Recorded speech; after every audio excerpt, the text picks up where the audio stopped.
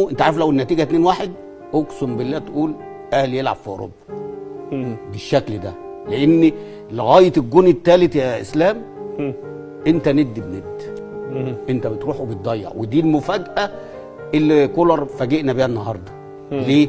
لان حط لعيب الكوره كتير في الملعب. بدات انت تستحوذ وتستلم وتروح ومش خايف وتضيع. يعني انا اقول لك على حاجه، الكوره سيبك من بتاعت حسين الشحات، بتاعت شريف اللي هي انفراد في الشوط الثاني، بتاعت شريف انفراد في الشوط الاولاني، دول لازم اجوان.